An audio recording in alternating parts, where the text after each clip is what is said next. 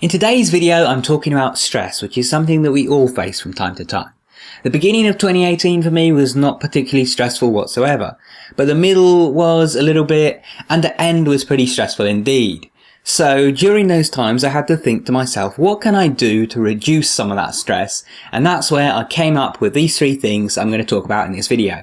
So the number one thing that you can do to help reduce your stress levels is to meditate.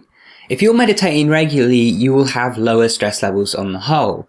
I've noticed myself that in periods where I'm the most stressed out, it's often periods where I have neglected to meditate whatsoever, or I'm inconsistent with my meditation, or I'm not meditating long enough. So the first thing that you can start to do is start to meditate every single day for at least 20 minutes a day. Now, you don't necessarily have to start with 20 minutes. If you're struggling to meditate whatsoever, then start with 5 minutes and add a minute a day until you reach the 20-minute mark. From there, it's great if you can increase it to 30 or 40, but even just 20 minutes every single day will make a huge difference.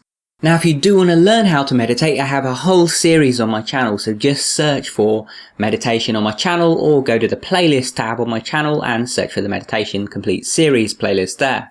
Tip number 2 is actually a plant known as ashwagandha or Indian ginseng. This plant is known as an adaptogen, and an adaptogen is a loose term used to describe plants that basically help you adapt to stress in one way or another. Now, the term is pretty loose. There are lots of things that are referred to as adaptogens with varying degrees of efficacy. But ashwagandha is pretty well studied in its abilities to reduce stress, to reduce cortisol levels, and to reduce anxiety.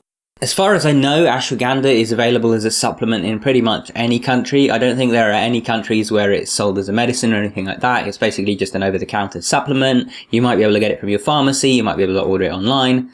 And you can buy it as the herb itself, you can buy an extract, whatever. But it's something that I discovered myself in late 2017, and I found it to just be utterly amazing for stress.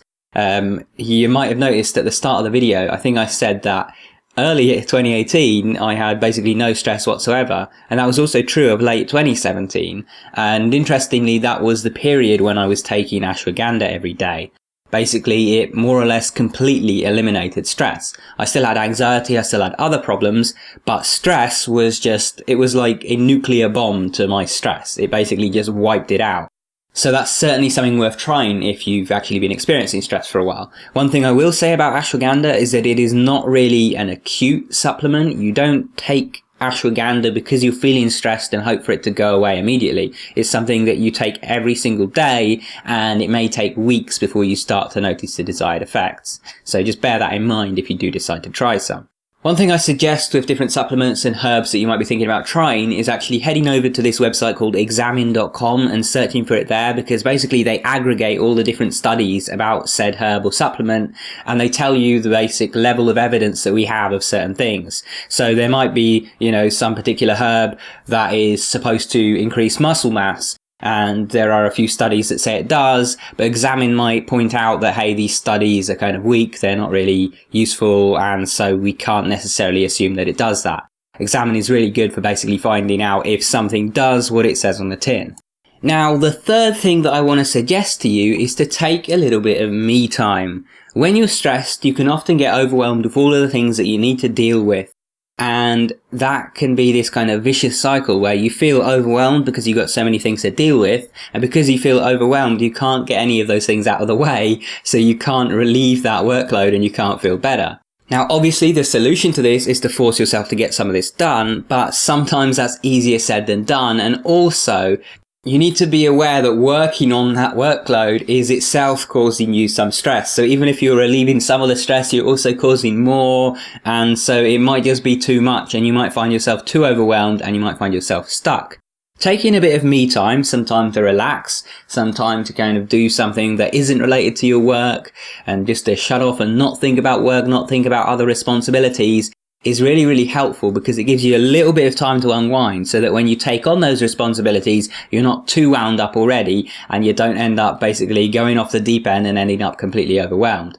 What me time is going to mean for you as opposed to me is going to differ. You know, everyone is different about what they like to do to relax and so on. There are so many things you can do. You can take a nice hot bath. You can go for a walk out in nature. You can go see an old friend that you haven't seen in ages. You know, if you're an introvert, it might mean taking some time alone for a few days, curling up with a good book or something. But take some time for yourself, reward yourself, treat yourself, and then get back to work after you've done that. Combine these three things and you should find that your stress levels reduce noticeably. I hope you found these tips helpful. Make sure that you check out my 30-part self-improvement course, which you'll find a link to in the top right-hand corner or down in the description below. If you want to keep watching, make sure you're subscribed, enable notifications, and check out one of those videos that's linked on screen. Also, thank you very much to my Patreon supporters, and if you want to support the channel yourself, you can check out the link in the bottom left corner.